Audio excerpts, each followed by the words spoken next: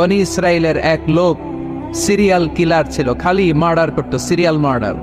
একটা, দুইটা, তিনটা, 10টা, 5টা করতে করতে করতে করতে 99টা মার্ডার করেছে।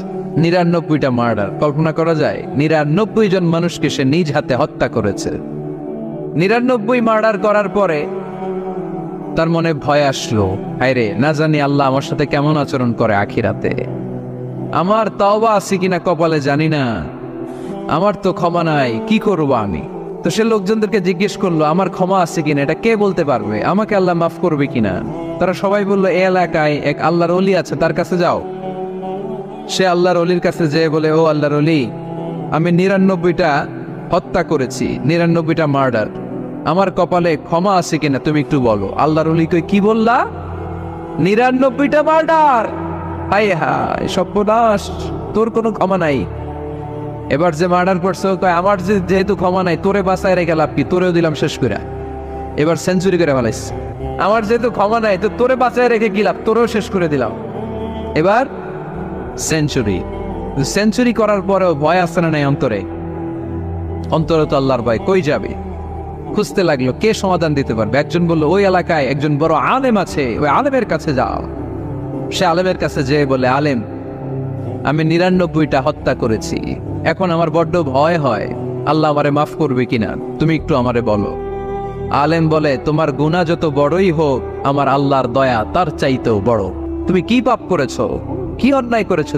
তুমি জানো না আমার রব কত মেহেরবান, তিনি কত দয়ালু, তিনি ভালোবাসার আধার, তিনি করুণার আধার।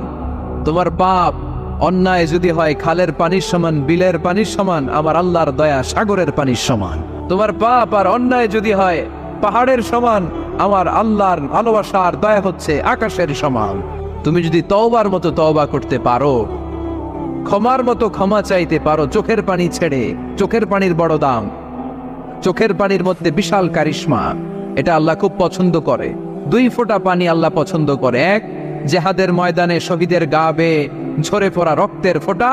2 হচ্ছে অনুতপ্ত বান্দার চোখের পানির ফোঁটা। বান্দা যখন অনুতপ্ত হয়ে চোখের পানি ছেড়ে কাঁদে, তার চোখের পানি চোখ বেয়ে নাকের ডগা বেয়ে মাটিতে পড়ার আগেই ওই অনুতপ্ত বান্দার সব গুনাহ আল্লাহ মাফ করে দেয়। সে জিজ্ঞেস করলো, আমার ক্ষমা আছে কিনা? আলেম বলে, আছে, ক্ষমা আছে। তওবার মতো তওবা কর, তাওবাতান নাসুহা, তওবার মতো তওবা করলে আল্লাহ ঠিকই মাফ করবে। সে এতটাই অনুতপ্ত হলো, এতটাই, সে আল্লাহর কাছে ক্ষমা চাইতে শুরু করলো। আলেম পরামর্শ দিলে, তুমি যে এলাকায় থাকো এলাকাটা ভালো না, এলাকাটা ছাড়ো, এখানে সব ডাকাতদের এলাকা, তুমি একটা ভালো এলাকায় যাও, ওখানে যে তওবা করে ভালো মানুষ হয়ে যাও। সে নিয়ত করে কাপড় চোপড় গুছিয়ে ভালো এলাকায় যাবে।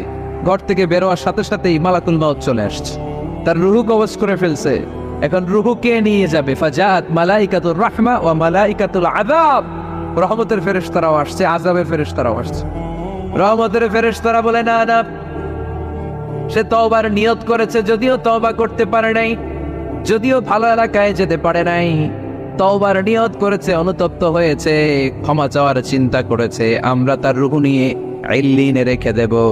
আযাবের ফেরেশতারা বলে, না না, 99টা হত্যা করার পরে আরো একটা হত্যা করে সেঞ্চুরি করেছে, এখনো তো ভালোভাবে তওবা করতে পারে নাই, তার রূহটা নিয়ে আমরা সিজ্জিনের ভেতরে ঢুকায়ে দেব। 2 দল ফেরেশতার মারামারি, এ বলে আমরা নিব, এ বলে আমরা নিব, ঝগড়া আছে না নাই?